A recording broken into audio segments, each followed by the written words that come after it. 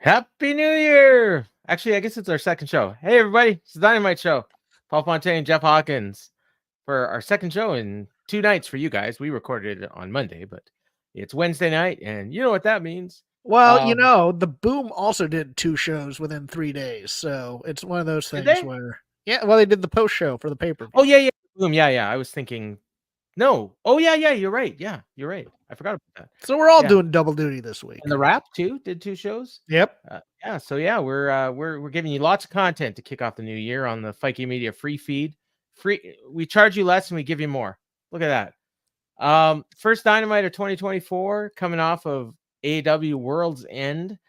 And Jeff, you watched pay-per-view? Yes. Was it the worst AEW pay-per-view of all time? You're really putting that on me now? Well, okay, the reason I ask, and that, I mean, obviously it has a bad connotation, and I thought it was a good show by the end, but AEW pay-per-views are usually better than that. It did not feel like I got anything out of watching it, let's put it that way. I mean, Okay. in terms of a $60 value, Well, yeah, I I mean, it didn't reach that peak. I mean, the last 3 matches were really good, and the opener was really good. and the opener was really good, but, There I was, mean, like, that stretch of, like, 90 minutes. I've actively hated other AEW pay-per-views more than Oh, this. really? Oh, Yeah, okay. I don't think because I I have. felt they've gone too long, or Oh, people yeah, okay. overstayed their welcome, or things like that. I mean, it was one of those That's things true. where Yeah. it's like I didn't feel disappointed by the pay-per-view, but I didn't feel excited about it either. It was very almost, and I don't wanna call it mid, but again, when you put the main event revolving around an angle rather than a match, I think that's a problem. Yeah, well, I mean, and the problem is I don't think MJF was in any condition to be working. And he did the best he could, and they had a decent match. Like it Yeah, was, but I mean, yeah, it was all about the angle, and that's all anybody cared about was the angle. So, yeah, and he gutted everybody it was out. waiting for the angle, and Yeah. that's the other part of it too, And was then the way it finished, he gets beat clean, and then they do the reveal afterwards, which, I think, like, I get both sides of it. Like, MJF probably wants to put Joe over clean. But I mean, for the fans, they probably wanted to see him get screwed, as opposed to just putting Joe over clean. And yeah. and there's arguments on both sides of that. And I didn't really. I was kind of surprised in a good way, that it ended clean. But then and the part of it is we all figured out it was Cole a long time ago, so that wasn't a letdown, but it was kind of like, oh, okay. No, and I think it was a letdown though. The final angle became this entire plan revolved around not giving him the ring. Yeah, well, and they weren't even that clear on that because he actually did give him the ring. Yeah, It it would have was been just better if he one of didn't. those. You know Yeah, it what I was. would have done?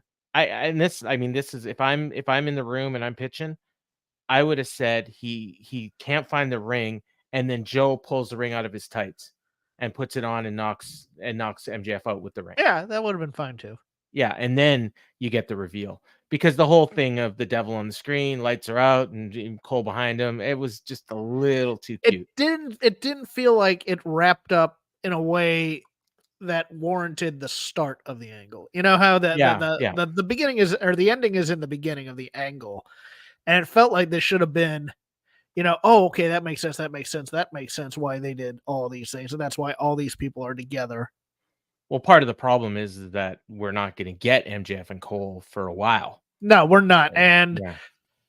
you also saw that in the beginning of this promo tonight, which Yes. I Yeah. thought Which was we'll a get to right little, away. yeah, but yeah. But overall, I mean, like, look, the Eddie match, good for him. He's Yep. the triple crown champion.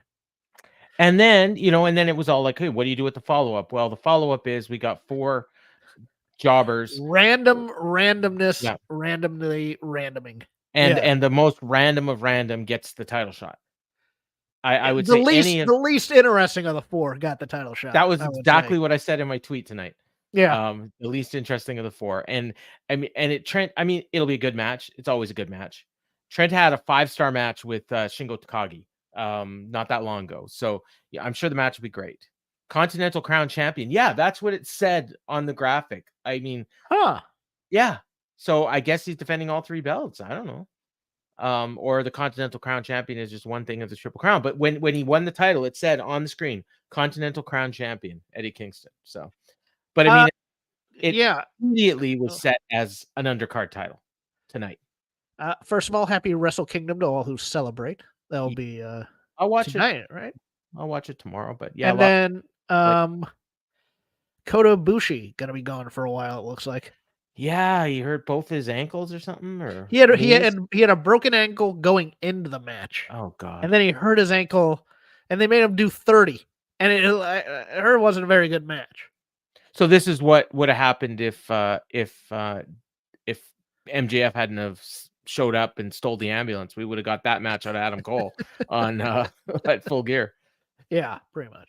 When I asked people, because I said, I thought it was the worst pay-per-view they've ever done. And I said, but it was still a good show. And then people, no, I don't think it was the worst. And I was like, okay, well, tell me one that was worse. And then that was the onus on me. And I don't have full recall. Yeah. And I didn't ask you, because I liked your reasoning actually. But some people said Full Gear basically because it wasn't even so much the bell to bell action. It was the way that they, false advertised the main event. And the false Yeah. So that, and then actually had somebody say Double or Nothing 2023, which surprised me. Is that the MJF Wardlow match? No, that was the 4-way. MJF, Sammy, Darby, and Jungle Boy. Okay. And then, but it also had like it had the Anarchy in the Arena match, which I thought was great. Like I was surprised. I was at that show live, so maybe it's not fair to judge, but I thought that was a really good show. But a couple of the shows that I can think of that people really loved that I didn't, and it was the same reason that you said about them being long. And so, yeah, if you actually look at it on paper and say, oh, there's a 4-star match, there's a 5-star match, blah, blah, it looks great. But then when you were actually watching it, you're like, oh my God, will this thing ever end? I mean, like, there'll be parts that you can go back to and stuff like that, but nothing's like a comfort watch where you can start at the beginning and go to the end. I don't think I'd ever watch this show again. And I can't even think of a match. Maybe the Eddie match I'd watch again. That may have some rewatchability. Actually, the Edge and Christian match was really good. But I hated the finish. I hated it. Yeah. Like, I mean, I don't like the idea that, first of all, we had a battle royal. Did you watch the pre-show? I did, and I was in the neighborhood. I said Nick Wayne would win it and give it to Christian. Well, and then I said or kill switch, and then but the thing is, so they take Christian and Lance Archer out, and I actually missed it because I'm fast forwarding the entrances. So when the match starts, I didn't even know kill switch was in it, and then all of a sudden, about 10 minutes in, Lance Archer emerges from the rubble and goes in and starts beating on people. Killswitch comes in a few minutes after that, and half the guys are already gone.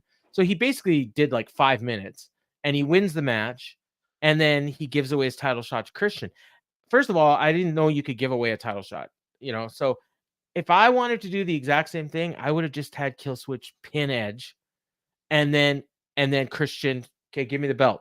And then Christian's walking around as the champ again, just like he did before. It felt like they made it up as they went along a little bit. Yes, and that's what I didn't like. The match itself was great. I mean, the fire spot, I think it was probably a tribute to Mick Foley, given they were in Long Island. I'm not sure Nick Wayne enjoyed that fire spot all that much, given he didn't get to land in the fire even. No, he took some beating, but yeah, but overall, I mean, they don't do a bad show, but yeah, I mean, I'll put it this way, I didn't pay $50 for it, so I guess I got my money's worth. I paid like $21.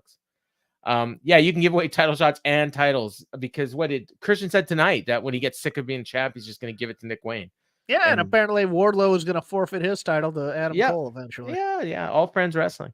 Yep. All right, well, let's get going with this show. It was Wednesday Night Raw. Sorry, Dynamite. From Newark. This show reminded me a lot of Monday Night Raw, and that's not necessarily an insult because I usually like Raw, and this, the show overall was a pretty good show. It had its ups and downs, but probably more up than down. But I very much like a WWE show because we started out actually very unlike Dynamite. They just went right to a promo from Saturday, and it was Samoa Joe backstage after winning the title. He's winded. He's like The Rock after doing the People's Elbow on Monday. And he said, I didn't do anything. I just got MJF back for what he did to me at the last time we were in New York at Grand Slam. And he said they churned them all against him. He said, I showed up and took everything from him in his hometown in front of his family and friends. In a world that's not big enough for you and I to occupy at the same time, I will always take what's mine. I'm Samoa Joe. I'm the AEW World Champion, and I will take everything from anyone who tries to take this from me. I gotta say, so they went so far as to remove MJF from the roster page. So they're selling the idea that he is gone. Like I guess, he's always said his contract was up in 2024. So they didn't advertise him for Wembley. And now he's not on the roster page. It's kind of like a Brian Pillman thing, I guess, working himself into a shoot. I don't know. I mean, nobody believes that he's not really signed. But I would say tonight, like watching this, if I didn't know any better, I'd think the guy was gone. They were burying him left, right, and center. Like I would have sold it even harder. I would have done a music video saying goodbye to him. Like I would have gotten the rights to It's So Hard to Say Goodbye to You Yesterday by Boyz II Men and make it as sappy as possible and oversell this thing. I'm here for that kind of stuff, Paul. That's just basic pro wrestling to me. So yeah, but there's like subtle things they were saying that was almost like they were burying him on the way out.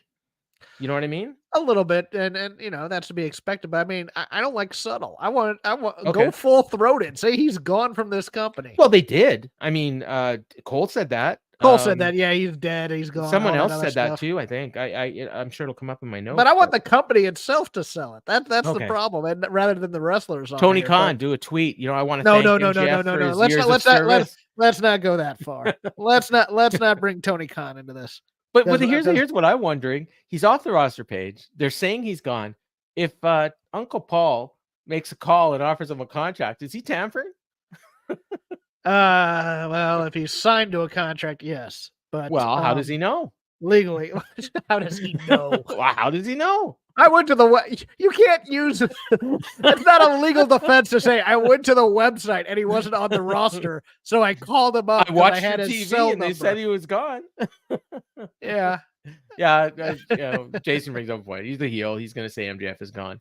Yeah. Is he the heel though? Because that was an interesting promo. Let's get into it. Yeah. Let's.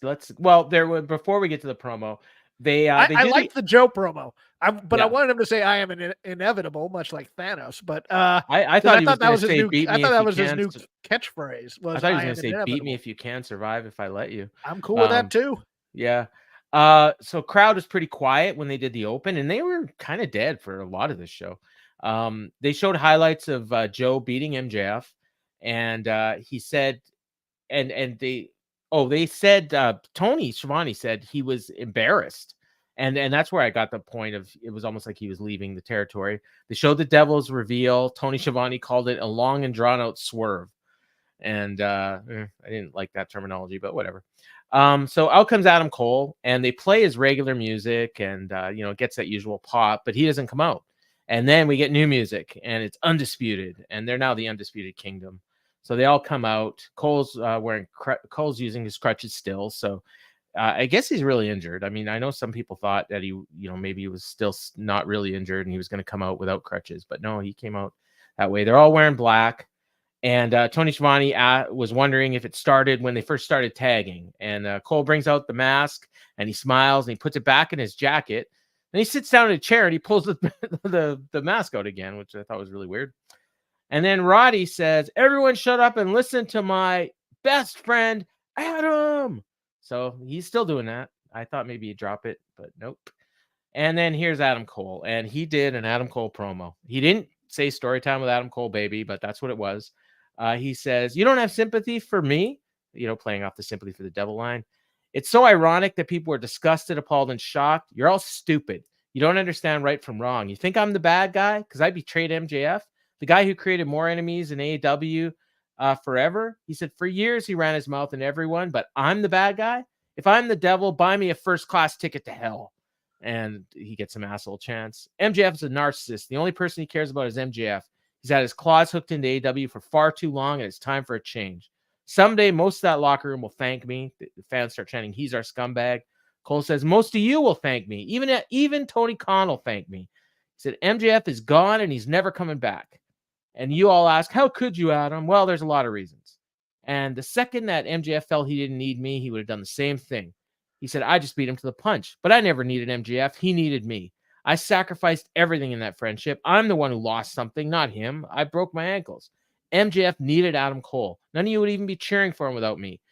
And they all start chanting. Or he says, better than you, baby, made you fall in love with MJF. He said, I saved his world championship reign, and I also ended it. In the beginning, this was about the AEW World Championship, but it turned into something so much more. This is about destroying a man to his core, ripping out a man's heart and bringing him to his knees. MJF is dead. The fans start chanting, shut the fuck up. And he says, but I'll tell you who's alive, the Undisputed Kingdom. Aside from our disdain for the guy who doesn't work here anymore, we want championship gold. Bennett and Taven, they're the ROH tag champs. My real best friend, Roddy, is going after the international title. And Wardlow, who's finally with a group of people who respect him, will go after the AEW World Championship. And when I'm 100% healthy, Wardlow will do the right thing and forfeit the AEW World Championship and give it to me. And they focused on Wardlow, and he's like, oh, yeah, he's all good on doing that. And he says, Joe, I sincerely mean this. By the time Wardlow has worked his way up the ranks and is ready to go for the title, I hope you're not championship, because it would really suck to hurt a friend. And he chuckles. And he says, self-esteem is based on action, and we took action. AEW needed change, and we gave it to you. Undisputed Kingdom starts a new chapter in AEW. The devil is here to stay, baby. And he drops the mic. What'd you think, Jeffy? I didn't like it. I honestly did. I didn't like it. Here's why I didn't like it. Okay. It's one of those things where I don't believe bad guys need a redemption story necessarily. And everything he said in this promo was true about MJF. And it's like, I hated that. I didn't like the line to Joe. Should have been something along the lines of, you've seen how I treat my friends, Joe. It should have been kind of a shot across the bow at him. Yeah. And it got no reaction. It got no reaction either. And then we had the Wardlow line already sowing seeds of dissent in this damn angle. And we haven't even had this was the origin promo. And it is the exact same thing they're doing with Christian and Killswitch. It's also the exact same thing they did with Wardlow before in the Pinnacle. Yeah.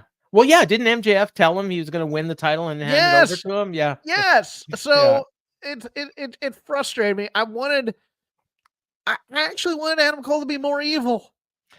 I will just say, I just like Adam Cole, and I like his promos, and I like him much better as a heel than a babyface. That's why I like it. But I think if you've seen one Adam Cole promo, you've seen them all.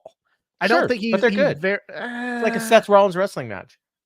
Okay. But the thing is, there was no levels to this. There was no real animus behind it. It was Adam Cole being. This was Adam Cole cutting a promo with the Undisputed Era. This was NXT. This is black and gold Adam Cole. Yeah, this is probably the exact same promo he cut on Kyle O'Reilly when he turned on Kyle O'Reilly, on Roddy, on Pat McAfee. Yeah. And I really didn't want him to explain himself like this. Like, it's like, hey, I did all of you a favor by getting rid of MJF because he's a narcissist and a jerk. It's like, okay. You know who I think helped him? You know who I think helped him write this promo? Jericho. Feels like that a little bit. It feels a little exposition-y. I actually wanted a reason why Wardlow would team with these guys, kind of a thing. It's like, and also we didn't get that. Yeah, you didn't get that, and you also didn't get. He says we destroyed a man to his core. Did you?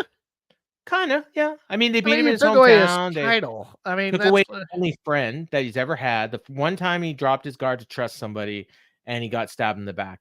When MJF comes back, I want to see him more evil than ever. Yes. Yeah. Like, he's got to be like ruthless, but people cheering him. Like Stone Cold. It's got to be Stone Cold Max Friedman. Yeah, or my joke was I want MJF to come back in like a Midnight Rider type character. Where he's just hanging guys and meeting out. I don't like a little bit of the fire that Hangman had tonight, which we'll get to. We'll get to that. But the promo itself rang hollow to me because it was just like, to me, it's too much bad guy with a point.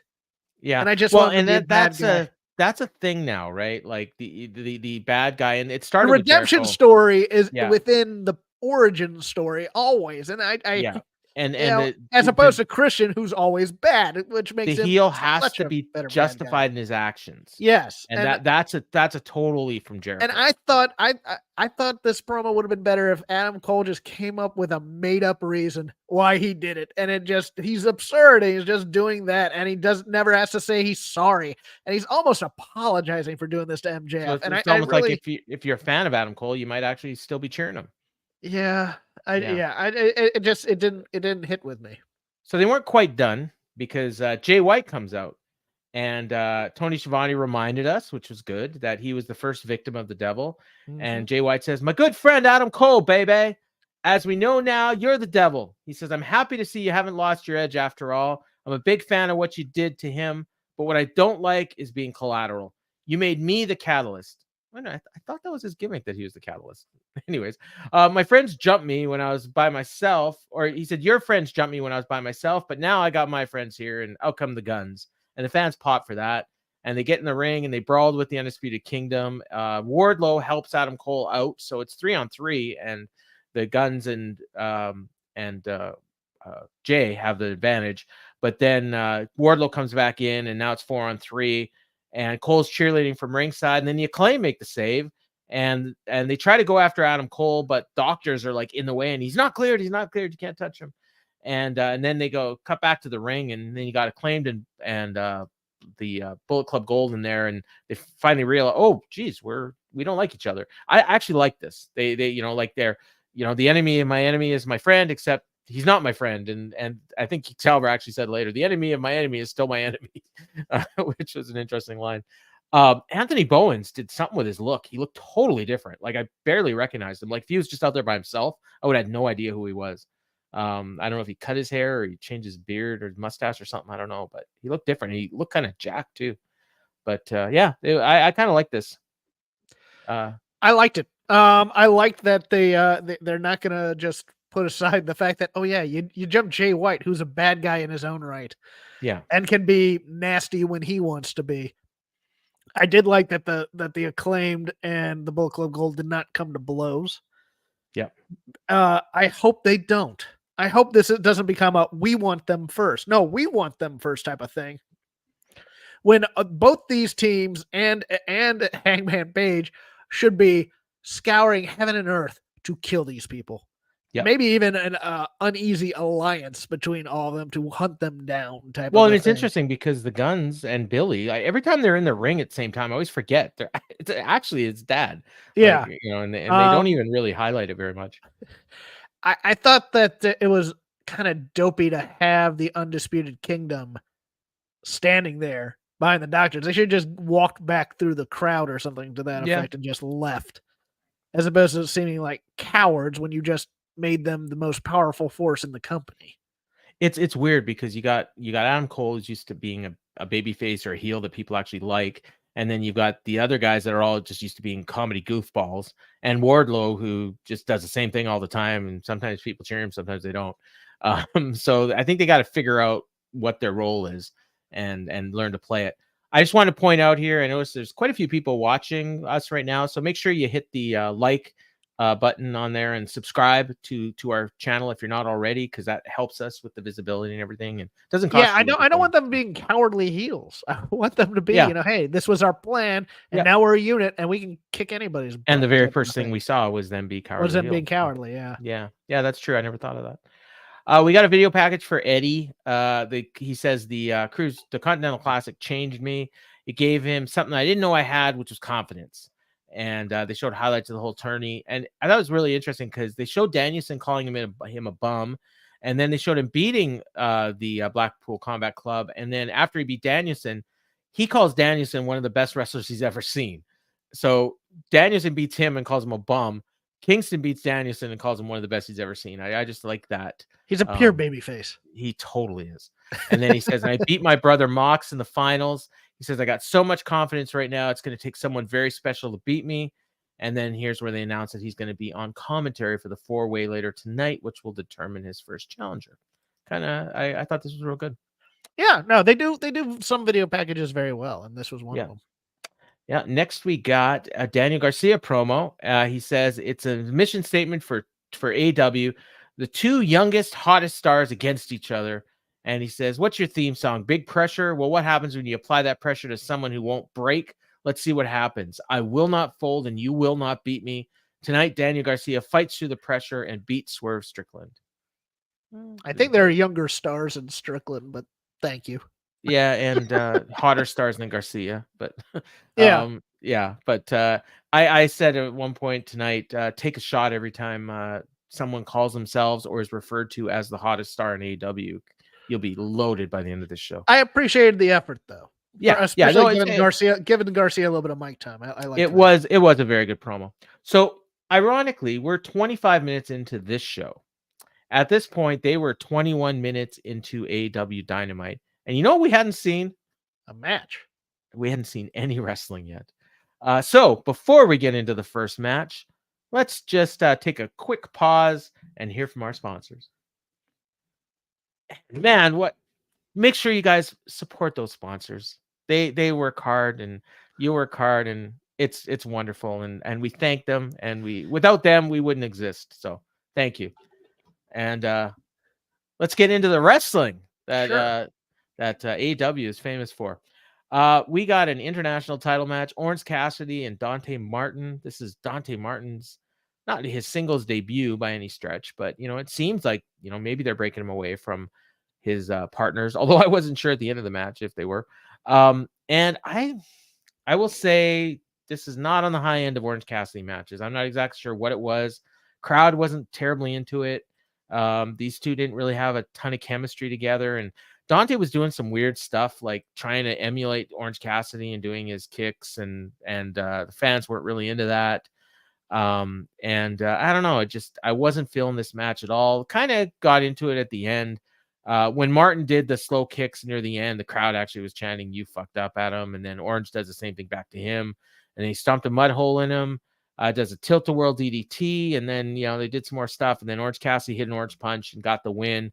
It was fine. It wasn't great. Like I said, it was probably on the very low end of Orange Cassidy title defenses, in my opinion, but I don't know, maybe some people liked it more.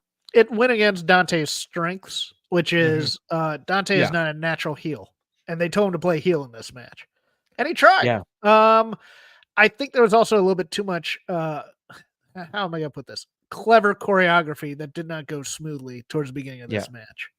And it felt like that. It felt like it wasn't a fight. It felt like we're going to choreograph some smooth moves to try and get like applause breaks here and there. And I don't think that was working for him. I actually liked him continuing to block the hands in the pocket and then doing the soft kicks.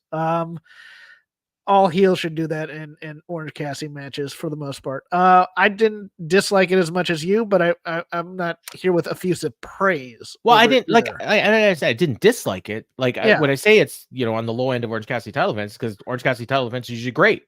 Yeah, I was surprised that the orange punch just did him in. Yeah. But I liked the spot where Orange Cassidy is rolling and rolling and rolling, and Dante goes, "Screw this," walks the tightrope and then jumps on him anyways. I really liked that. I like the one spot where Orange did a full lap around the ring with his hands in his pockets and then hit him with a thrust kick right in front of a dude that was dressed like Dusty Rhodes, and the fans actually were chanting Dusty. Which this crowd was not the greatest tonight. They popped for certain things. I will say too, the wrestlers insulted the crowd a lot tonight, which is not another thing that doesn't often happen in AEW and seems to be out of the WWE, specifically Vince playbook. They're like, New Jersey was the biggest heel tonight, like in terms of the crowd. Like they were the wrestlers were shitting on New Jersey a lot. Just the women, but that was to get Deanna over. It wasn't just the women. I thought there was someone else too. Wouldn't Cole say something about New Jersey? I could be wrong. Maybe not. Maybe. I think I recapped every single. It was all cheap heat, so it didn't matter. Yeah, no, it's definitely cheap heat, and it works, but it's just not something they usually do. And the only time I noticed it with Tony, you noticed it with Mariah, but I thought that was merely to just set up Deanna. But okay. Yeah, well, and it worked in that sense because Deanna got over huge. Yeah, and I mean, if people were expecting Sasha tonight and they got Deanna, you would think on paper, oh, they're gonna shit on that, but they didn't seem to mind. I think if they were expecting Sasha, they would have turned on these segments, and they didn't. So I don't think they were expecting it. Well, or they were just real happy to see Deanna, and Maybe, Okay. she was defending them. So I was, half expecting to see her, even with what they did. I thought we might see her, but nope. I saw some people expecting Britt Baker tonight. Nope. I think she was at Dynamite last week, or one recent week she was there, but Yeah, she was uh, backstage. but Tony actually, I don't know if you caught this, and not a lot of people did, but Tony Khan actually mentioned her as being injured in the press call, which he has never done before. So he's talking about all the different people out with injuries, and she was one of the ones he mentioned. So I thought that was interesting because he's never said that before, and people thought she was just looking after Cole. So this kind of confirms that no, she's actually out. So Yes. all right. So Hook and Danhausen come out to congratulate Orange Cassidy and Andrade. Yeah, he's gone, by the way. He's gone. Yeah, Andretti and Darius out to check on Dante Martin, and I figured, okay, well, they're probably setting up a 6-man, and Orange Cassidy offers a handshake, and he's about to, and he accepted it, actually, and fans like that, and then all of a sudden, Top Flight's music starts playing, and they kind of look to the back, which was a giveaway, because I think they played the wrong music. Yes. And they kept the music playing for a while, and the guys were in the ring. They didn't quite know what to do, and then all of a sudden, now Private Party's music plays. And I mean, there's no way I'm recognizing Private Party's music. Oh, they should have. They said they got shots. Yeah. So Mark Quinn's back, and Brother Zay has a mic, and he's doing the yeah thing, and he says, "Allow me to reintroduce ourselves. This is Zay, and I'm Quinn. We've been keeping tabs on the tag team division, but it's been missing some." And the fans start chanting, "Welcome back," and they go, "Flavor. It's missing some excitement. It's missing Private Party." And with that being said, we're putting every tag team on notice, and that means y'all. And he points at Orange Cassidy and Trent and Danhausen, and I'm like, who's the tag team there? And then he points at Top Flight and Action, and I'm like, okay, I don't know which of the he had pointed at there. And then he says, and that means all of you all, and that means the Bucks and even the Hardys. New year, new champs. And if you're feeling that, can I get an yeah? And the fans actually responded, but I'm not sure that Private Party as AEW Tag Team Champions is on my 2024 bingo card. You got it, Jeff, or no? No, this was. I hate these segments where we're going to reintroduce somebody else. So we have to contrive the handshake, and then we have to go back to contriving the handshake, and you add in the audio visual issues. This could have been done as a backstage segment by them, or they could have done it at the ramp. They didn't need to come down to the ring and do this. Hey, we're Private Party. We're back. We're challenging anybody, including any of you geeks in the ring. And then they're out. They could have even done, a and match. They're heels. Why are we doing call and response stuff? Are they? Crowd? I guess they are. I would assume they are if they're coming out to challenge two different babyface teams, and they also name drop and drag the Hardys. I would guess that they are That's heels. true, but they also Bucks. I can't remember if the Bucks are faces or heels. I think they're heels. Yeah, and FTR and the Bucks are FTR are baby faces, but yeah, the Bucks are somewhere. And I mean, and I don't know if they're showing for work anymore, but yeah, they're never remember who the tag team champions are. It's Big Bill and Ricky Starks, but I mean, if you only watch Dynamite, there's no way you know that. No, like I mean, because they're never on the show. So it's weird. They go backstage, and this was the first of many Renee Paquette segments. And they're in black and white, and she's with Tony Storm, and she says to Renee that your perfume is overwhelming. And she says, I thought we were going to be in New York, but it's New Jersey. And she says, yeah. And she gives a face. She goes, I belong on Broadway. We're going to Sardays, and we're going to have a seance for Steven Sondheim. Isn't he alive? No, he just recently passed. Oh, did he? Oh, okay. Renee asks her if she's going to watch Mariah May's debut, and she says, I don't watch wrestling.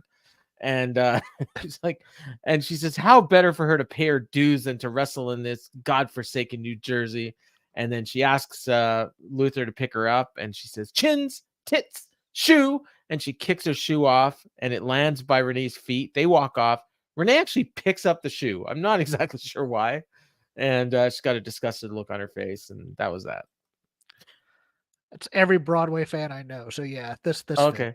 Okay, you know what? I didn't know what to think of this, but if I'm this not is a something, Sondheim fan, but I oh, popped at the reference. I isn't he like appreciate the. best?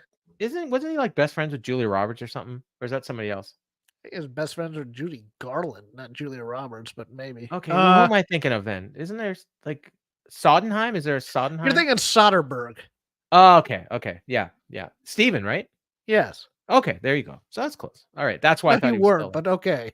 Well, Sondheim, One does Soderbergh, that's close. musicals, one does movies. They're not But even in no, the the same names are ballpark. close. Okay, Sondheim, fine. Soderbergh, like that's close enough. Okay. Uma, Oprah. Yeah, sure. I got that. I actually wrote it down right. I should be surprised with that. We got a very confusing promo from the House of Black. So this was right after commercial, and like, so I'm fast forwarding the commercials, and then I see the House of Black, so I back up a little bit to where I think was the start of the promo, but I wasn't sure because the first thing they said was challenge accepted, and I wasn't sure exactly who they were talking about. And again, if you only watch Collision like Dynamite, you probably haven't seen the House of Black in months. And but it's they do say that it's FTR, and we're going to be in North Carolina soon. He says so. We're going to be in front of your daughter Finley and your daughter or your wife Maria. And then Buddy says, Cash, if you have anyone that loves you, bring them too. Yeah, I kind of like My that. favorite part of these Yeah, promos are just these random. shots at Cash just Poor because he. Cash. Is he married? I don't even know. I think he keeps that part of his life Okay. separate, but I think he's single. So did Dax name his kid after Fit Finley? I don't know.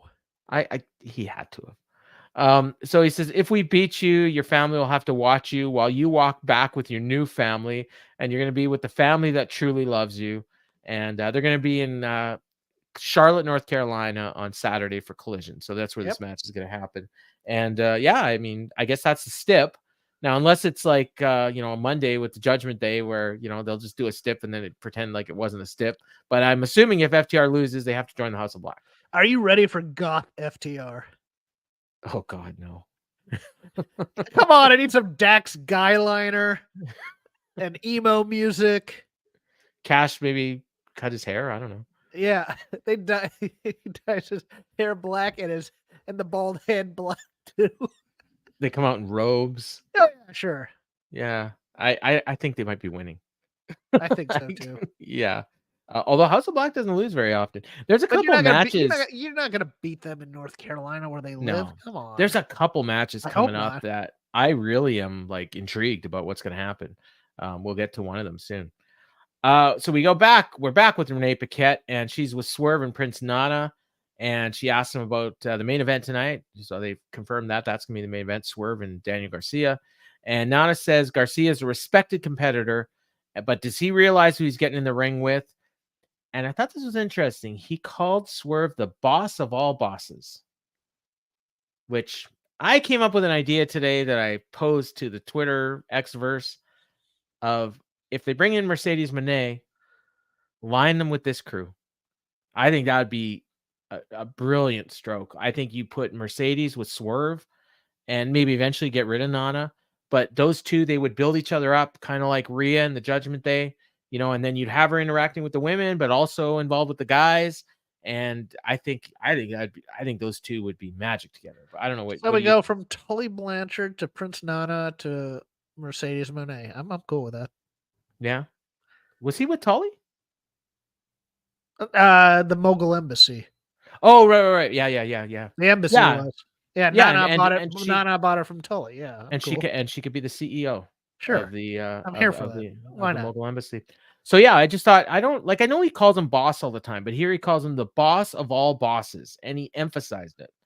But then he says, Swerve says, and he says, yeah, Garcia, you're cute. You're in the blue league. I think I always get the two mixed up, but he says, I never got to face you in the Continental Classic. And he says, he's after the same thing I was in 2023. He said, earlier tonight, you talked about big pressure and that you don't fold. Well, it's not about making diamonds. It's about making pain. And that's what you're going to have to go through. And he says, I want to accomplish something in 2024 that I couldn't accomplish in 2023. And he's, Samoa Joe, I'm talking to you. And he says, I'm coming for your championship gold, so be ready. And he walks off, and Nana says, whose house? And the fans all chant, Swerve's house. And Renee smiled. And that was it for that. I thought this was good. Yeah. So he kind of has to win the title, doesn't he? Kind of. I mean, Yeah. I mean the way, but I doesn't sound like he's going to be going right after it because Obviously I mean, it not. looks like he's. I mean, spoiler alert, based on the main event, I'm guessing they're going back to Hangman again. You can't call Mercedes the boss. I don't believe. I believe that is a No, trademark but they can phrase. call him the boss and her the CEO. Okay, Yeah. cool with that. Oh, and also that his We're in phrase the is "We're in money. the money." Yeah, Yeah. there you go. Actually, he did that I think he did that in AEW too. When he first got there. Yeah. Yeah. So yeah, we'll see. I mean, I assume I would think that the Joe match is probably maybe Joe's second defense. Probably Wardlow first would be my guess. But No, Wardlow's way off, and I don't even know if they get there. oh, really? Well, I don't think they're going right. Wardlow might be fed to Swerve. I think we're doing Swerve Hangman at the next pay per view. We are, but I mean, I think Wardlow's way down the line if they ever Okay. get there. So maybe they'll just Maybe do some even sort a of TV match. I don't even think we're gonna. Oh, get you know what? there. Garcia lost tonight. Maybe he can challenge Joe.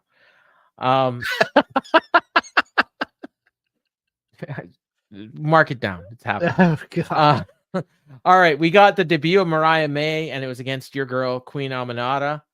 And, Big Queen Aminata fan in this house. I didn't know what to think about this match. So they pointed out that she had only made her stardom debut a year ago, which Yes, yeah, that's weird, eh? And she does a lot of posing. And Excalibur points out that she did well in the 5-star Grand Prix tourney, which is very similar to the Continental Classic. Nothing like the G1. No. And I wrote down she seems way more suited for WWE and really NXT. Like, again, I haven't seen any of her other than this match, but I've heard a lot about her, and I don't get it. I don't. They're amongst your Twitter feed and Twitter feeds I've seen. Yeah. A lot of comparisons to one Tiffany Stratton. Well, and people were saying, oh well, no, Mariah May is a much better wrestler. Blah blah blah. I don't know. I don't know. But that's only one match. I haven't seen enough of her to make the judgment. But she does the handstand into the Rana thing that Tiff also does. And I thought Tiff did it better. But yeah, Queen Amina got some offense in there. Got a couple chops, which is her. Her and Emmy were like the chop crew when they were a tag team. I love them to death. I didn't think this was bad, but this wasn't a powerful enough debut for me to really take notice. And I think Queen Amina's the worst kind of opponent to make a debut against because you can't run roughshod over her. You have to give her some offense in there. This should have been pure squash to me.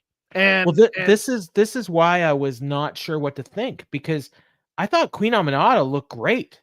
Same here. I'd sign her tomorrow. She's great. Right. And that's the thing. And so if the job of wrestlers to make their opponent look great, well, then Mariah May did great, because like she just didn't take the match seriously. It seemed she was posing. She was I think they wanted to get over that she can work a match, and I'm like, that's not the way to get over stars, man. And that's a fatal flaw in this company, is that they think that people need to have these competitive matches because everybody likes wrestling in this crowd. And it's like, no, I want to see that this person is above and beyond the talent level of the first person that they fight, so that I know that they're a star and that they're somebody that I should care about, rather than can they go 10 minutes without blowing up, even though it appeared that Mariah May was a little blown up after this match. So, I think the issue is that there's a number of different women that they're trying to push right now. Yeah. And you're trying to build them up, but they only got the one match a show.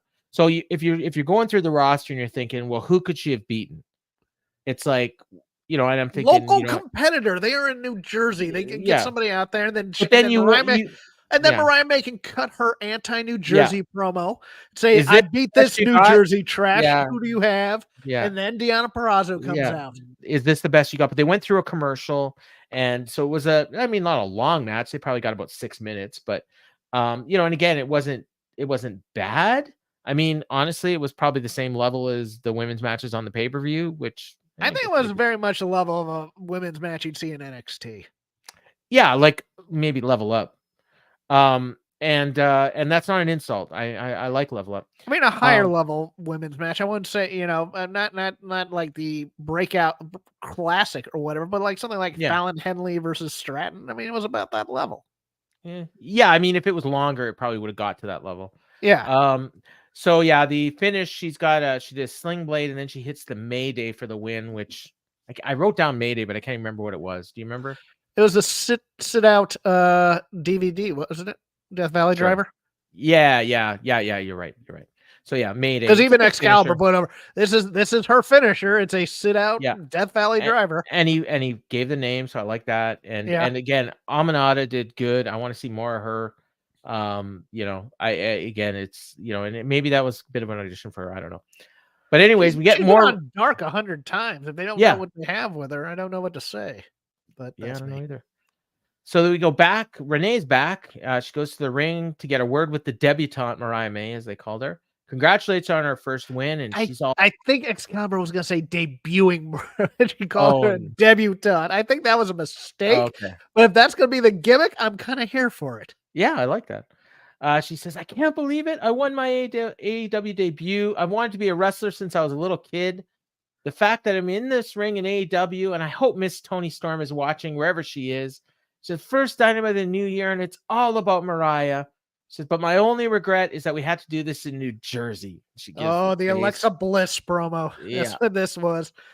The Fred Armisen, or the Weekend Update with when they had Fred Armisen as the governor of New Jersey. Remember those skits? Yeah. No, I didn't watch those. Oh, fans didn't like that. And then we got Deonna Purrazzo. Her music interrupts. The fans reacted huge to her, which surprised me because she's been on the show before and she didn't get a reaction before, but this was the right place to do this.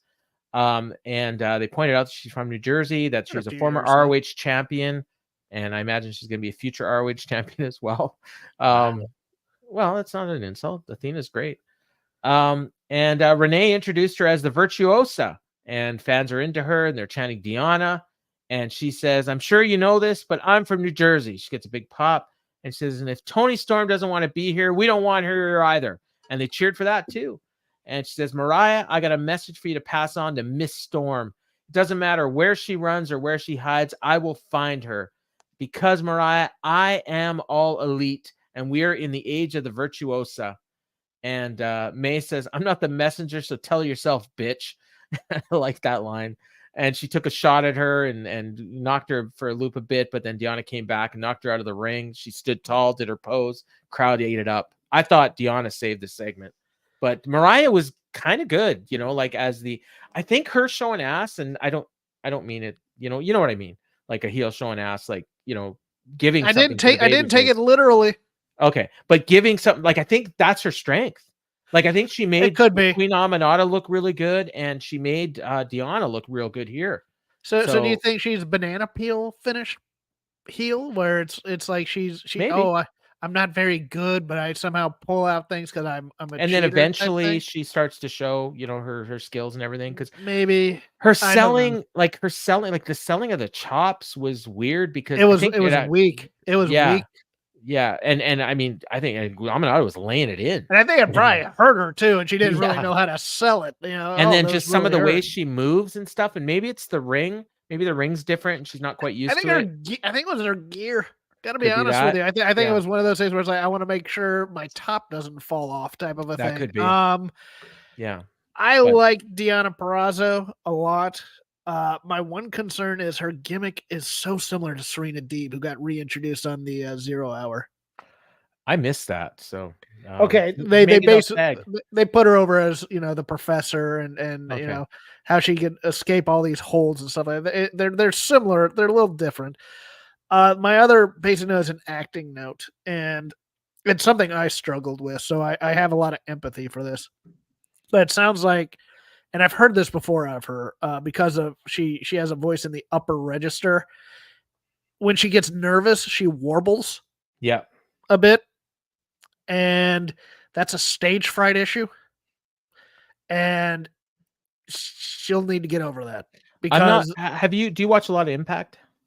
Not a lot, but I've seen her on, and that's Her promos have goes gotten in a lot better. Yes, they have. Yeah, Yes, I will like, agree with that because and I she mean, had like, the the she had the voice she had the specifically. warble at first in Yeah. there too. Yeah, it's one of those things where you think she's gonna have a different voice and it's a little bit higher pitch than it was, but the higher pitch also And then it lends kind of itself to the yeah. warble when she's a little nervous because it's a lot easier to warble when you have a high register than a low register.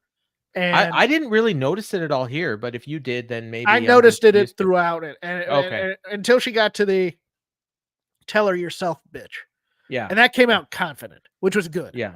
Yeah. That was well, that was oh, wait a minute. And it's under. Are you talking about Mariah or Deanna? I'm talking about Deanna. Okay, but Mariah is the one that gave the "tell her yourself, bitch" line. No, it was or no, never mind. Yeah, because that was the best thing Mariah did, honestly. Oh yeah, no, that part was good. No, Yeah. the Deanna lead up to the what I meant was Okay. the Deanna lead up to that thing. It was a little warbly there, and then she Gotcha. got Yeah, that she when hit she the end. yeah. I have a message for you to pass on to Miss Storm. Mariah's Yeah. pure flake, and Yeah. she's good at it. And this Yeah. this I mean, she Yeah, has Mariah's playing like more like the original the Tiffany blonde character. ditz type thing. Yeah, Yeah, daddy's girl. You know. yeah. The dad. No, it's very much the daddy's girl thing. Yeah. And if it's debutante, it plays right in that too. Yeah, but then they're trying to mix it up with this, Tony Storm gimmick, which I think was a bad idea to begin with, but I think she should be with Harley, honestly. No, I thought it was a bad idea to begin with, and I thought it was a bad idea to. I mean, if this is the gimmick, to hype her up as the next big star, because I was actually expecting someone with a little more veteran presence. I gotta be honest with you, but I don't know. Again, that I much didn't about realize her. she'd only been doing this for that short of time. Yeah, and yeah, she looks a little green, to be honest with you. And that's the Not thing, that I'm great in the ring. I didn't want to mean it that no, way. I know what you mean. I know what you mean. All right, we got the State of the Union with Christian Cage, which again, hold on. Who do you put over in this feud? Because to me, you have to put over Deanna. You don't want to beat either of these people that quick. I think they went too quickly to this thing. I think they're gonna beat Deanna and then just move over to ROH. Yeah, that's what I think. But because I still think Mariah is the one. And Mariah's not ready for that yet, so they probably got to have her. I don't know. If you watch her in the ring, are you going to say, yeah, you know what, we need to put, I mean, we'll put her in the ring with Deanna so Deanna can lead her through a match. But at the same time, I'm just like, well, I think we'll get a Deanna Mariah match and Deanna will probably win that. Oh, okay. That's what I meant. Oh, yeah. No. Yeah. She's going to beat Mariah. Deanna over Mariah. Okay. And then lose to Tony. Me, yeah. Because to me, originally, they were doing the whole story with Riho to set up Mariah and Tony. And now we've added in Deanna into this mix, and are we just going to go to Mariah Tony might? I mean, that might not be till like All In. Like, I mean, we got a ways to go till we get to that. All right, so you can beat Mariah now then. Yeah, sure. Yeah, I think so. Especially given what the story they're telling with her. If she's the debutante, like she shouldn't be beating Deanna. Really. Yeah, she shouldn't be the. Yeah, and then now, I lose. I need a mentor. You go harder into the Tony thing. Yeah. Yeah. Okay. Yeah, that makes sense. So State of the Union with Christian Cage, which I don't even know why they called it that because I mean it was just a Christian Cage promo. And he's out there with Nick Wayne, Kill Switch, and Shayna Wayne. Because the State of the Union is in January here in the States. I know, but they do this in WWE all the time. Maybe they wanted to get the jump because if they didn't, WWE would have done it next week probably. Very true. Yeah. So Shivani says you put yourself in very prestigious company as a 2-time champ. Shayna grabs a mic and she says, "You boo me, you boo a mother. How dare you?" I think it's the exact same thing she said the last time she had it. Doesn't matter. It works. It's great. It does. She says, "I demand you get on your feet right now and pay respect to the greatest TNT champion that ever lived, our father, the patriarch, Christian Cage." And they actually got some Christian chants out of this. And then Christian says, "Keep it down while I conduct my business." He says, "It's been 200 days since I won this championship on the first episode of Collision." And Tony Schiavone tries to correct him because, of course, Luchasaurus won the title on the first episode of Collision and then handed it over. But he doesn't let him correct him. And he says, if you don't shut up, I'm going to have Mother Wayne put you over her knee and discipline you in front of these sweat hogs in New Jersey. And I'm just loving this. And he says, "No secret, I went through a war to defend this championship. And there's a few people I'd like to thank. I'd like to thank Mother Wayne, the matriarch, for your loving, your understanding. A mother's work is truly never done. I'd like to thank my pride and joy, the apple of my eye, my boy, Nick Wayne. He selflessly put his body on the line Adam Copeland put this kid through a flaming table and tried to end his career at 17. I love you, Nick. And he hugs him. And then he goes over to Kill Switch. And the crowd, the camera's just panning right at the two of them. And he says, and lastly, I'd like to thank the man who sealed the victory at World's End. The man who put the final nail in the coffin, that is Adam Copeland. I'd like to thank myself. This is so perfect. It was. This is so outstanding and so perfect. I love it. The crowd picked up on it. They start chanting Luchasaurus. Killswitch puts his head down and he says, now I feel it's my duty to address Adam Copeland for the final time. You see, Adam, I've now beat you twice. I'm 2-0 against you. So the match where Adam Copeland won the title never happened. He says, there's no more title shots for you. I could stand here and make light of the fact you grew up without a father. Your mother is no longer with us. You now have to wake up, look at yourself in the mirror, and realize that Christian Cage is superior to you. He says, I'm not going to deny that you brought the fight at World's End. We beat the crap out of each other. We left a little bit of our souls in the middle of the ring. But the problem is one of us doesn't have a soul. And that's the reason I stand in front of you, still the TNT World Champion. And that's a warning to you and any other wrestler who has eyes on this title. Just a glimpse of what I'm willing to do to hold on to this title. I've made this the most prestigious title in this company, and he kind of lost track because the fans are still chanting Luchasaurus, and he says he's Killswitch, and so he says I'm going to hold this as long as I want to, and then I'll hand it off to my prodigy Nick Wayne. We are the patriarchy. We run AEW now and forever. This was beautiful. This is chef's kiss, unrepentant asshole. Yep, love him, just love him to death. And just the entire framing of, and finally the one person, and just you can see it coming a mile away, but you know it's going to be perfect when he hits the landing on it. He goes, myself. Yeah. Yep. And there we are, man. Props to him too for his reaction. Yeah. Because he's waiting. And then I hope he never turns on Christian. I hope he just continues to take it because I love this part of it too. It's just, but this is where, like, I would have loved if he didn't actually win the title and he was just carrying it. Yes. Yeah. You know what I mean? Like, yeah. But I mean, I know they did that before, but it doesn't matter if it was good. Good.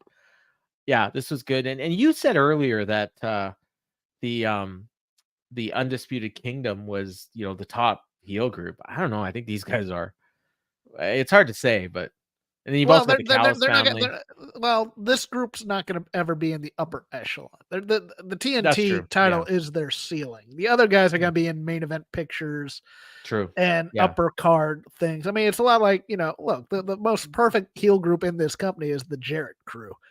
But they're low card. The Jarrett? Oh, Jeff Jarrett. Yeah. Jeff Jarrett and Jay Lethal and Satnam. And, they're there to be I don't know where they are now. Like, I guess they're below the Undisputed Kingdom, I think. Boy, I hope someday we figure that out, don't we? We'll find out next week, I think. You think they're going to come into clash with each other? No, they're wrestling Sting and Darby. Yeah. So, I mean, if they beat Sting, like, they're big. And if they lose, well, then they're below the Undisputed Kingdom. Yeah, I would agree. I think that right now they're second place. Yeah. We're back to Renee. She's with Ruby, Saraya, and Harley.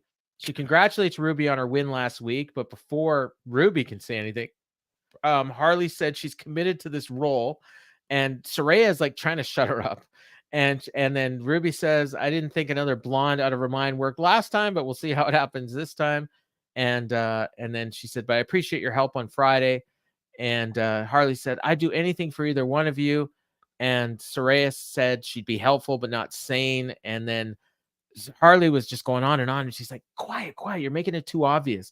So there's something going on that Saraya's cooked up. Yeah. Yes. But I think Harley's going to like turn on her. Or she's going to kill Jeff Parker or something. I don't exactly know what's happening, but whatever it is. This isn't good, but Harley's good in it. Can I say that? I mean, honestly, Saraya's pretty good in it. Saraya's holding on her own too. Yeah, it's just it's a dumb angle, but yeah, Saraya is sneaky good at these types of vignettes, especially because she has such chemistry with Renee. Yes, yeah, and Renee, Renee is the glue that kind of keeps us all together too. And Harley has comedy chops. She does. She really does have comedy chops, and that's hard for. She is easy to believe as a psycho. it is unnecessarily hard for Yeah. pretty women to have comedy chops. Having been in theaters like both the Groundlings and IO West and Second City out here, it is because they feel like they have to dumb it down or whatever. They never play it smart, but Harley seems to play it smart, which is good. Even if she's playing Psycho, she's playing it smartly. So it's one of those things where I kind of admire it. To be Got a honest with you. little bit of Chloe Fineman in her. All right. All right. Next we got definitely the best match on the show. Maybe the best thing on the show. Konosuke Takeshita and Darby Allin. Oh, I love this match. This might be my match of the year. What for 2024? Yeah. Well, yeah. I mean, we're 3 days in. I mean, it's either doesn't matter. It's either this or Drew and Seth. I really like Drew and Seth on Monday too. Okay. But they pointed out that there's no outside interference allowed in this match. I don't know why nobody they asked picked this. why. No, but whatever. I guess because Callis was out there. But I guess in the main event there was outside interference allowed, and Matt Menard just chose not to. Yeah. Please tell me we're not getting into inconsistent rules. Yeah, that's weird. But they went right at it. Darby went for a dive to the outside, that he always does, and Takeshita got his knee up at the last second, and man, he nailed him. And the crowd chanted, "Holy shit!" And then he picked him up like he was going to bring him back to the ring, and he gave him a dragon screw whip right back to the ramp. And then he picked him up and he carried him halfway up the ramp, and then he starts doing the rolling suplexes. Did the chaos theory? Yeah, from, Doug Williams. Yeah, but like Nick Jackson usually does this, or Matt, he did it way better. And on the last one, he just launched Darby like he from the bottom of the ramp to the ring. Like Darby was just like, oh my god, Darby takes a beating, man. And I'll tell you something. I know that it'll shorten his career by years. But he's the one aerialist who I feel like he's doing offensive moves to try and hurt the guy enough to pin him. Yes. And absolutely. I love that about him. His body's a weapon. His body's a weapon. Yes, he's literally throwing his body at a guy to try and beat him down, as opposed to do graceful maneuvers or something to that effect. He's a human cannonball. He's a human missile, and I love that guy. So they go to a break, they come back. Darby hit him with a flying stunner, then he does a suicide dive. Takeshita got a powerbomb for a near fall. Fans are chanting, "This is awesome." They go to the outside. They were right. Oh yeah. Takeshita tried to dive onto him on the railing, but Darby ducks out, and then from that point on, Takeshita was selling his knee. And Callis gets up and he's got his papers and he's like trying to fan him to try to make him feel better, and Takeshita's just ignoring him. Darby hits him with a coffin drop, laid out Takeshita again. They teased a count out. Takeshita gets back just in time. And then Darby hit a code red. And I thought that was going to be the finish. Like, I totally bought it. And but he only got 2. Then Darby went for another coffin drop, but Takeshita got his knees up. But now he's selling his knee like pretty bad. Trying to pick him off, but he's like shaking off his knee. Finally gets him over for a suplex. Hits another one. Darby kicks out. Callis said they should stop it. Then he went for another one, but Darby rolled him up. Then he hit a crucifix bomb for 2. Takeshita took him down with a lariat. And then Callis gives like the kill sign throat swash. And he says something in Japanese. And they asked him, well, what was that? And he says, oh, that's a Japanese word for kill. And so he gave him a big boot in the corner. And then he put Darby in the top rope, gave him a massive German suplex from the top. I thought that should have been the finish. But then Darby gets up and he asks for more. And then Takeshita just hit him with the running knee, basically the what Kamagoe or whatever, and got the pin. Just beautiful match. German suplex should have been the finish. I get the fighting spirit ending, but look, the German suplex that thing was devastating to look at. I don't know if I've ever seen that. I hadn't either. Yes, yeah. Make that the pin. It's fine. It was only 10 seconds. Like, yeah. No, I adored this match. I did. Callis, God, I want to get rid of the comedy out of his act so bad. Oh, good luck with that. I know it's his natural instinct, but he could be Gary Hart. He should be Gary Hart. He should be Gary Hart because we go. That's the instead of saying that's the Japanese word for kill, he just look at Shivani and go, none of your business, Shivani, and just go with that. I mean that there are 2 ways to do it: dramatic or funny. So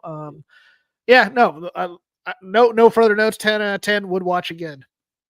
I was just checking to see what the rating was on Cage Match, and they've A only got 12-star match in the Tokyo Dome. If Dave Meltzer was reviewing this, they've only got 3 votes, but it's got an average of 8.67, which would be about 4.5 stars, which is what I gave it. I just want to see what Rollins got for Monday. I gotta see. Nerd. 7.8. So okay. So the Cage Match people thought this was better. Yeah. That would be about 4.25. But anyways, yeah, awesome match, unbelievable. So Takeshita gets the clean win, which is something. Honestly, it should be Takeshita challenging for the title. I don't think he will be, but should be.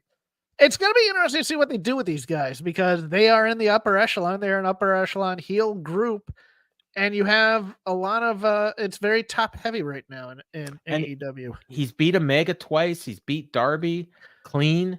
There should be something big coming for him. There really should. But we'll see. In a sports-based promotion, Swerve. But yeah, well, but I mean, and he'll get there. But there, it seems like I have a feeling they're saving that for Double or Nothing. But we'll see. I have a feeling we're gonna be stuck with Jericho and Takeshita, and that just disappoints me. I'd love to see. I know they've wrestled before, but I'd love to see Takeshita and Danielson. I'd be cool with that too. Yeah. No more Renee. After the break, she's back to the stage with Callis and the family, and Takeshita cut a promo in Japanese, and then Callis just said, "Next week we're back to where it all started, Daly's place. Sting is 25-0, so Darby brings Sting. Takeshita and I will bring Big Willie Hobbs, and we're gonna make it 25-1 Sting." And I gotta tell you, I can't wait for this match because I have no idea what's gonna happen, and I love it. Like, if Kyle Fletcher were involved, I'd know what was going to happen in this match, but you're correct. Yeah, like, what do you do? Like, Fletcher would take a fall. Yeah. Here. I think Darby gets his win back. That's what it feels like to me. Maybe they get maybe Jericho and Sammy get involved, and with the bat and Floyd and all that other stuff, and then it gives Sting the win.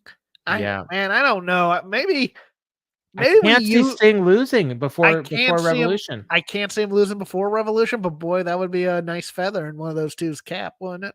Yeah, it would. It would. But I mean, honestly, if they win next week, I mean, you have to be, and I think it's got to be Takeshita at this point. Has got to be the one to face. Although Frick Hobbs and Joe would be amazing. Yeah, either one of Takeshita and Joe would be unbelievable too. Because Takeshita's selling for that guy, and then Joe selling for him. Like, oh my god.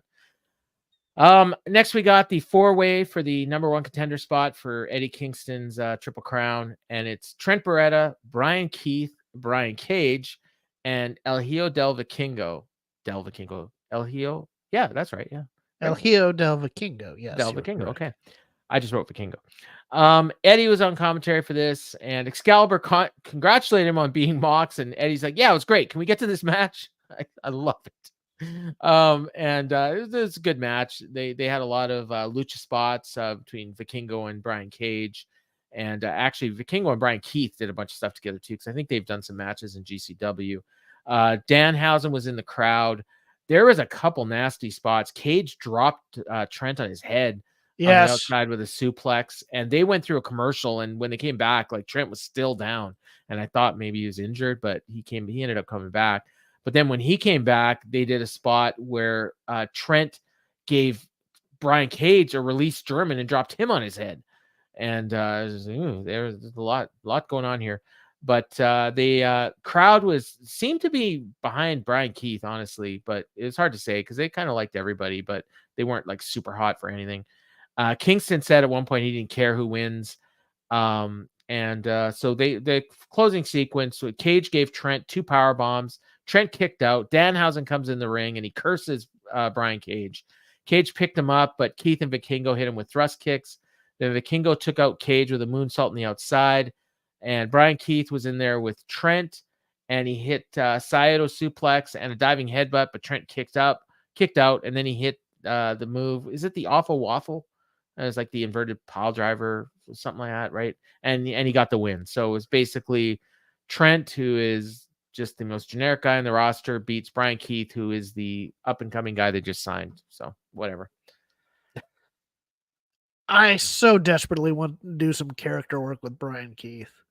Because I love bounty hunters in wrestling. I love bounty hunters and just basic pop culture type thing. It's such an interesting.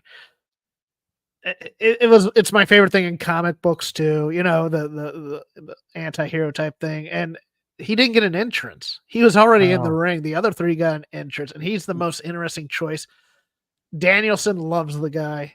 I would have given him the win here.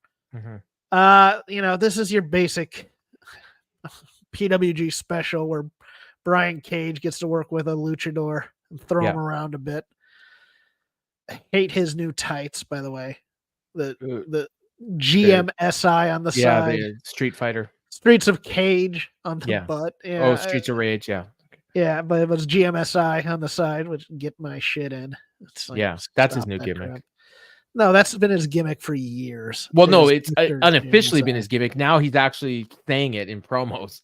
And Trent is just the most boring wrestler on this roster because it's like he's a good wrestler. Yeah. And just the rest of it, he's a personality vortex for the most part. But he's the guy to lose to Kingston first. I'm fine with that, I guess. But this I do wonder if do they have to get New Japan input into these title defenses, and that's why they're using. If that's Trent? possible, yeah, then they they trust Trent. Yeah. That said, just build a guy to fight Kingston as opposed to 4 ways. I hate 4 ways, to be honest with you, because it's like it's such a and so much of this was concentrated on Trent and Brian Cage. I was just like, ugh, God, just you could have put Garcia in this match and had him win. And then, you know, but then I guess you'd be just beating him again next week. So, or Saturday, actually. You can't have Garcia immediately go for the title after being in a tournament for the title. True. But Brian Keith is the most interesting person in this ring, and he has the most interesting character, and he has the most you can do with. I mean, I wouldn't have pinned him either. He was also in that 20-man battle royal for the TNT title spot, and he was no entrance and eliminated unceremoniously. So, I would have pinned Brian Cage. Yeah, probably. But then what's her name would get on Twitter because isn't Brian Keith all elite now? I don't think he is yet. I'm not sure. I thought they did. I don't remember, but if he is, that's malpractice. If he isn't, continue to beat him. And we got for the last time tonight, and Excalibur pointed out that she's the hardest working person in All Elite Wrestling. Renee again. Couldn't give any work to Alex Marvez this week, huh? No, he probably didn't make it. So she's with Daddy Magic in the back, and she pointed out that he's gonna be on commentary tonight, but before he can say anything, pissed off Hangman Page interrupts. Like finally shows up for work right before the main event. That was 15 minutes in the show. Well, he wasn't booked for a match, so okay. And he says, a few weeks ago, Samoa Joe had a couple goons put me through a car windshield, and I'm pissed off, and I'm gonna get my hands on somebody. If it's not Samoa Joe, it's gonna be Adam Cole, and if it's not Adam Cole, it'll be someone. Might even be you. And he looks at Menard, and he said, "Someone, anyone, just give me a reason." And he storms off. And poor Matt Menard. I would have phrased this a bit different for Paige. I would have said, "Oh, so it was Joe who put me through." Who earned the hit or whatever, as if he was watching it on the way there or something to that effect. Yeah. But I like pissed off Page, so I was good with this. Yeah. He definitely is not the despondent cowboy. Emo cowboy. Yeah. All right. The main event, Swerve Strickland and Daniel Garcia. Match starts. I think there's 10 minutes left in the show, and Shivani tells us we're gonna have a 5-minute overrun, and then he said at least 5 minutes. I think it ended up being just over. But crowd was totally into Swerve, and whenever Garcia was on offense, they kind of died. Although that by the end of the match, they were into Garcia, but I'm just talking at the beginning. At one point, Nana and Garcia had a stare down outside the ring, and Daddy Magic, who has from day one been against Daniel Garcia doing the dancing, and I thought that was the whole reason he was out on commentary. All of a sudden, he's into Daniel Garcia dancing. So, and he even points out, he says, "I used to hate this, but now I'm kind of into it." And I was like, What are we doing? They did the whole Hogan Rock look at both sides of the arena thing before the dance thing too. It's like, my God. Oh, the crowd. Honestly, they didn't pop quite as much as. I mean, pretty much. I mean, I was actually expecting. I think some crowds would have popped even harder, but they popped for him like on his entrance when he did the dance as well. Yeah, they always do. But yeah, so they did a little dance off. And so then they go back in the ring. Swerve gave him a DVD on the apron. They went to a commercial. Come back. Swerve's During the mocking- commercial, Swerve had did the Daniel Garcia dance Oh, too. well, he was still doing it when they came back. Okay, cool. So yeah, so they, he's mocking. The crowd was kind of dead at this point, and then Garcia starts fighting back, and they were starting to get into it, but it's hard because Garcia is working the baby as the baby face that's supposed to be doing a comeback, and they love Swerve, so it took some work, but they eventually did get into Garcia, and he stomped a mud hole in him, and then he gave him a Saito suplex. I wrote it's the move of the day. I think like 4 different people hit it today, and I don't know if you caught this. The camera goes to the announcers. And as Menard's talking, and Shivani's looking at his phone. I did, because I think that shot was Menard looking hard at the monitor. At the time. Yeah, like it was, but Shivani's just on his phone. I just thought it was hilarious. And then there's at another point later, they focused, and this time he's got his phone on his knee. It's like, why does he have his phone at commentary? Like, just leave it. In case Tony needs to text him or something. Does he not have a headset? I don't know. Anyways, it shows like, well, if he's not interested, why should I be? But anyways, so they start brawling out to the crowd, and they get to the announce table, and Garcia put him in a sharpshooter, and they fell off the table. There wasn't enough room to roll him over. And the fans started chanting, "You fucked up." God. And at first I thought Garcia looked really hurt. Like there was a couple people checked on him, but I thought Swerve got hurt at first too, with his legs getting tangled up like that. But it was a nasty landing for both. I mean, Taz tried to save. I mean, we tore him a new one on the Hook Awards, but he tried to save this by explaining, you're trying to do something, and And Excalibur was like, the announce table is not the steadiest thing, and all this, but they both got back to the ring, and then so what did I wrote here? Oh, they pointed out that Sting and Darby accepted the challenge for Wednesday in here. Sorry. Garcia gave Swerve a superplex, but Swerve immediately just gets up and gives him a suplex. I don't think I've seen that before. And they're both down. Garcia gets up first, and he's in control. Drops Swerve with a knee to the face, and then a running boot. But then Swerve gave him the flatliner in the house call, but Garcia kicked out. And Tony Schiavone shouts out JR on his birthday and says it's a slobber knocker. Then Swerve gave him the Swerve stomp. I thought for sure that was a finish, but Garcia kicked out again. And then Garcia cradled him for 2. And then Swerve hit another house call, and then he hit the JML driver, and he got the pin. So it was clean finish, but Garcia got a couple really nice kickouts there. And Garcia would have been better served by not doing the dance stuff at all in this match. Yeah. And just being focused, and I'm going to beat him or whatever. And the kickouts would have meant more to me, I think. Or if he had done it, and then Menard got pissed off, and then that can play into the story where he goes back and tells him later, you know what? If you didn't do that dance, maybe you win this match. Yeah. But I don't know what they're doing with that. Yeah, so. I mean, it was fine. I don't think it did that much for Garcia, though. I gotta be honest with you. It was a good match, though. I think the idea was that it would, but at the end that was the day, idea. But I don't think it happened in execution. So after the match, like he gets up, and it looks like Swerve's gonna show him some respect, and then Nana just low blown him, and then Matt Menard runs in the ring and to make the save, but Swerve took him out. And then Nana grabs the mic and he says, "This is your next AEW World Champion." But before he can even get that out comes Hangman, and he gets in Swerve's face, and Swerve kind of chuckles, and then Hangman just decks him, and they start brawling. We get a bunch of refs in, a bunch of security. We get a couple spots. First, Hangman breaks free and gets on top of them, and then they break it up again, and then Swerve breaks free and he gets on him, and they break it up again. And the only stuff, they kind of rushed it through at the end. They announced Swerve. Or they announced Eddie Kingston and Trent on Collision, and as well they had one other match they announced for Collision. I can't remember what it was. Oh, the FTR and House of Black. Yeah, and that's it. Like there's nothing else, and nothing for Rampage. And then even Excalibur says, "Oh, we'll be back for Rampage Collision. See you Saturday." It's like, and so they got nothing for Collision and nothing for Rampage and 2 matches for Collision. But whatever, they'll announce some stuff on Twitter. We established that Hangman Page was looking for a fight. Yes. We established he's going to beat some ass. I'm here to kick somebody's ass right now. Here to kick somebody's ass. I'm here to kick somebody's ass. Music hits. Hangman making a beeline to the ring. Here to kick some ass. I'm here to kick somebody's ass.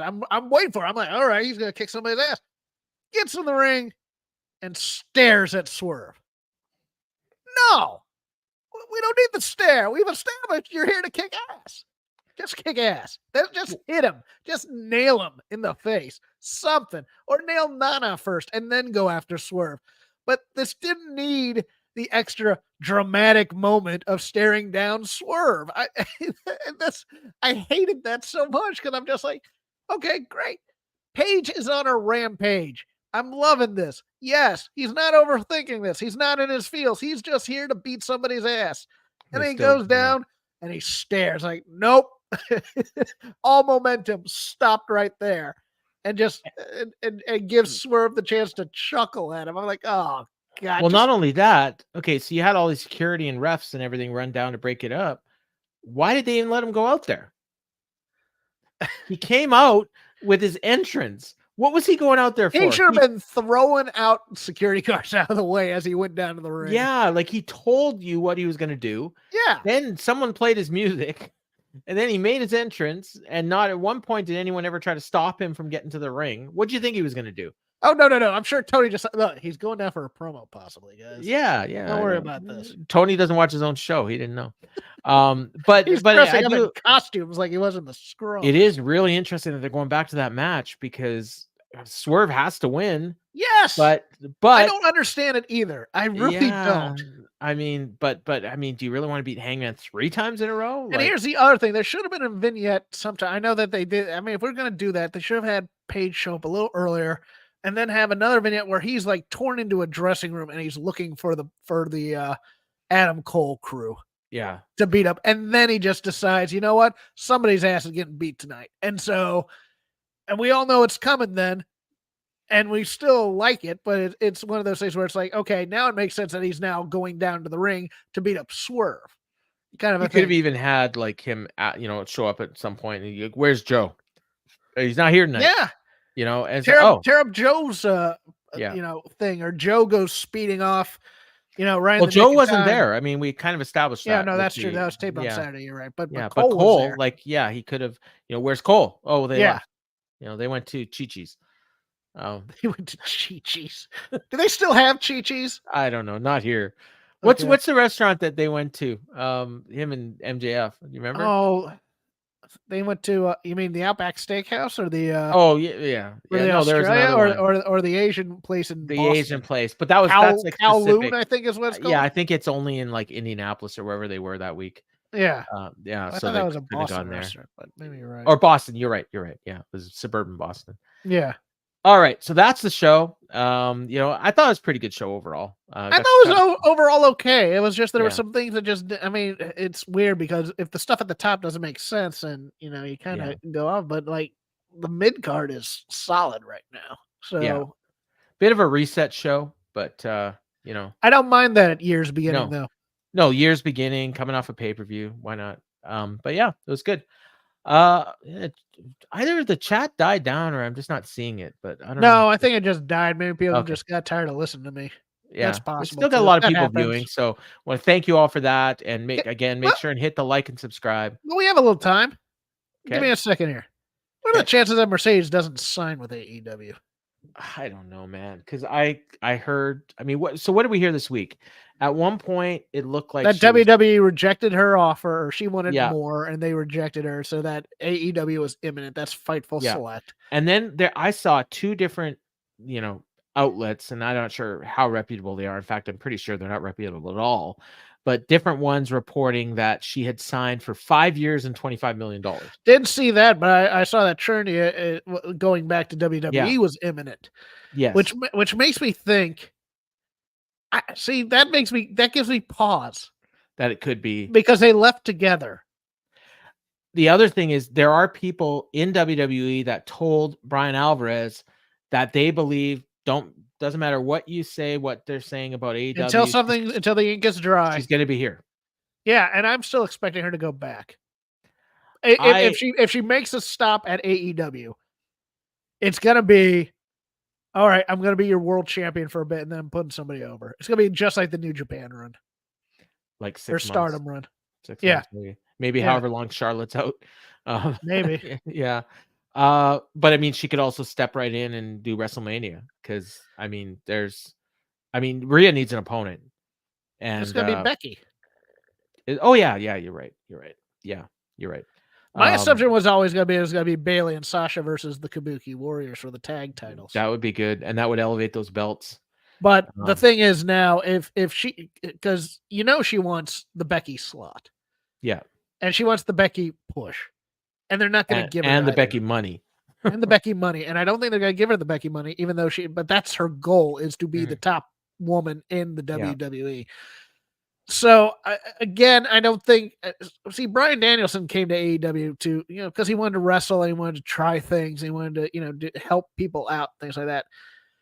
Mercedes comes into this company, it's to be the top star for a while, to show that she can be a dominant force in the company and use that as leverage to get back into WWE. That's the thing. And not necessarily to help the women's division. No. It's to help the Mercedes Moné brand. Help her brand, yes. Yeah. And she got her Japanese thing out of the way because she always wanted to do Japan. Yeah. And now it's about making herself the biggest star in women's wrestling. So Tony not only has to pay her, but he also probably has to pay her short term. Yeah, I don't think she's going to sign I don't think she's going to sign a long-term deal, unless the money is just so unbelievable that she can't say no. Right. Like if that 5 years at 25 million is on the table, I mean, she'll take it. Yes, but definitely. I can't imagine they're paying that to anybody, let alone her. I don't even think they're paying a guy that right now. Maybe Moxley.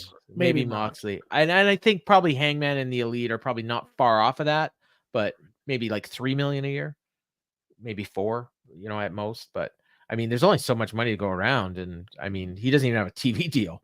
So, right. So I would say if I had to bet on it, I'd probably say she will end up in AEW, but I'm far less convinced than I was 24 hours ago. I will say that because I expected her tonight. And when I didn't see her tonight, then I thought, well, if they signed her, she would have been on tonight. All right, now you can wrap it up. All right. So yeah, like and subscribe, and sign up for the Fight Game Media free feed. If you haven't done that already, you get the show in audio form in case you miss us on YouTube. And Jeff, get out your plugs. Hi, I'm Jeff. I have an X account at Crap Game 13. I do a show over on Voices of Wrestling called Shake Them Ropes, and it's highly beloved by wrestling fans everywhere. Also hated by a lot of people, but nevertheless, I do the show anyways. With Chris Novembrino. This week, ice cold thoughts on World's End from him and all the happenings in Raw and whatever. And Joaquin Wilde was awesome in NXT. We'll probably talk a lot about that too. That freaking launch. God, Carlito was impressed. Can you imagine them doing that on the main roster? How over those two would be? Yeah, I know. It was crazy. All right, and me, I'm the ROH historian, proclaimed by Ian Riccaboni on an ROH pay-per-view one day. Might have been a pre-show, I'm not sure. So it's part of my gimmick. But I also do a show on here called In the Clinch, and we've had a bit of a sabbatical, but we will be back next Tuesday, me and Ryan Frederick, on the Fight Game Media free feed. So you can check that out if you're into MMA. We'll be doing a lot of previewing and catching up on old news and talking about Conor McGregor coming back, fighting at 185 apparently, which is very much, he won the title at 145. So, and listen to the Hook Awards. Yes, the Hook Awards on the Fight Game Media free feed, also on YouTube. Myself, Jeff, James McDaniel, and Kevin Ely talking all of 2023 in AEW and giving some bold predictions for 2024. So check that out. And that's going to be it. So for Uncle Jeff, I've been Grandpa Dez / Paul Fontaine, and this has been the Dynamite Show. Support those sponsors, everybody.